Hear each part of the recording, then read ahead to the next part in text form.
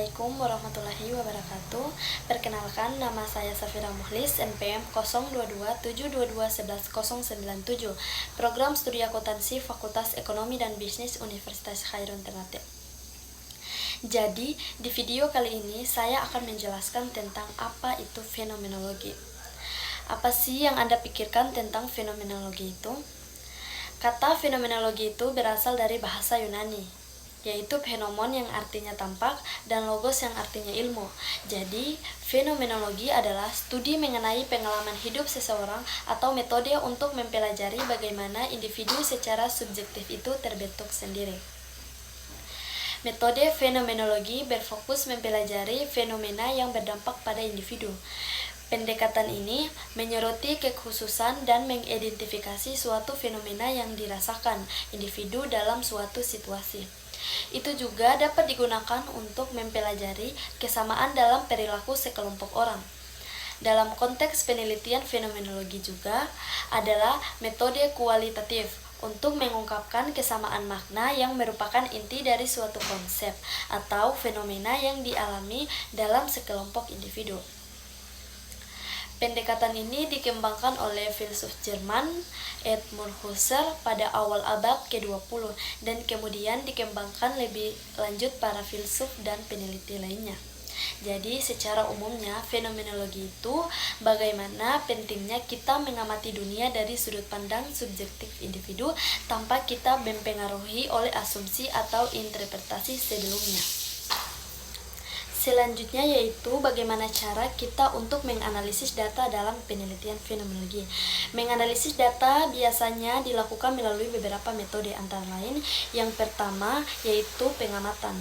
Jadi pengamatan itu kita amati fenomena yang ingin kita pelajari secara langsung tanpa kita membuat asumsi sebelumnya. Yang kedua yaitu wawancara, yaitu kita temui partisipan dan kita minta mereka untuk menggambarkan pengalaman mereka secara mendalam. Kita harus fokus pada apa yang mereka alami dan mereka rasakan.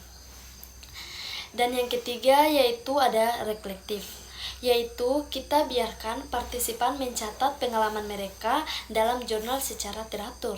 Dan yang keempat yaitu pencatatan lapangan, yang bagaimana kita harus catat setiap hal yang muncul selama pengamatan dan wawancara, termasuk ekspresi nonverbal dan lingkungan. Yang kelima ada analisis, yang mana kita menganalisis data dengan pendekatan deskriptif dan hermeneutik untuk kita memahami makna di balik pengamatan individu. Yang keenam ada validasi, di mana validasi ini kita memverifikasi hasil analisis dengan partisipan untuk kita memastikan pemahaman yang akurat.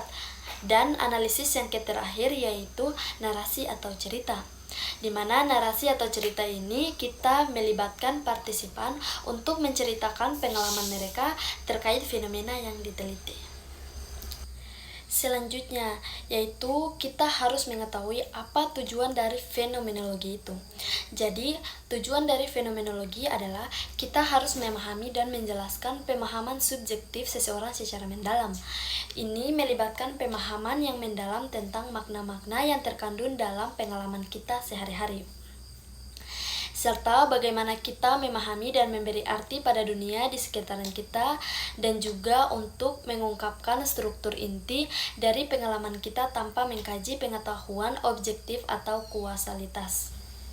Adapun ada beberapa manfaat dari fenomenologi. Manfaat yang pertama yaitu memahami pengalaman subjektif. Pengalaman ini kita dapat memberikan wawasan yang berharga tentang kehidupan kita sehari-hari. Yang kedua, mengungkapkan makna, yang mana pengungkapan makna ini terkandung dalam pengalaman manusia atau pengalaman kita sehari-hari. Yang ketiga yaitu menjelajahi pengalaman, yang dalam artiannya kita dapat membantu dalam memahami perbedaan budaya, sosial, dan psikologis. Yang keempat yaitu mengembangkan teori dan praktek, yaitu kita gunakan untuk memperkaya bidang psikologi, sosiologi, antropologi, dan bidang-bidang lainnya. Dan manfaat yang terakhir yaitu memberikan suara pada pengalaman individu. Pengalaman ini kita berbicara tentang pengalaman mereka sendiri, sehingga kita memberikan suara para perspektif yang seringkali diabaikan atau diabaikan. Lanjut lagi, menariknya dari fenomenologi yang mana mempunyai arti kesamaan dari tujuan fenomenologi adalah mempunyai kemampuan untuk menjelajahi dan memahami pengalaman subjektif secara mendalam. Salah satu poin penting yang menjadi kelebihan studi fenomenologi ialah pengalaman yang tersembunyi di dalam aspek filosofis dan psikologis individu dapat terungkap melalui narasi, sehingga kita dan pembaca seolah dapat mengerti pengalaman hidup yang dialami subjek penelitian.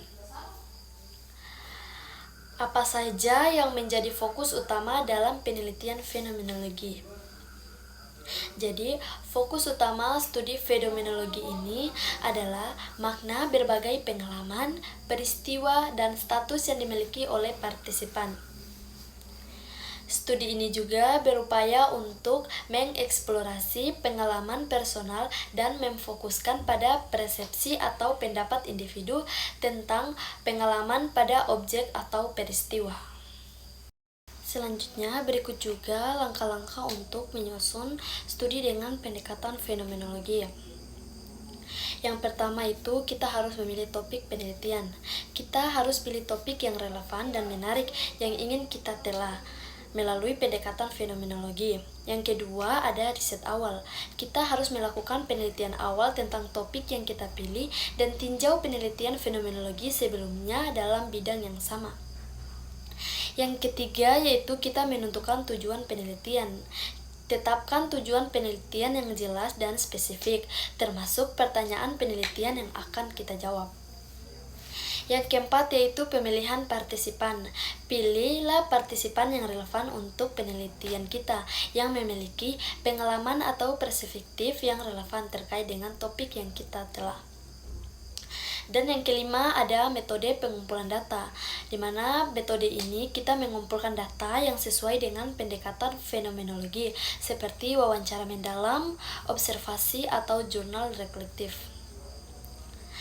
Yang keenam ada pelaksanaan penelitian. Pelaksanaan penelitian ini dilakukan untuk mengumpulkan data sesuai dengan metode yang telah kita pilih, dengan memastikan bahwa kita memperoleh informasi yang kaya dan mendalam tentang pengalaman subjek.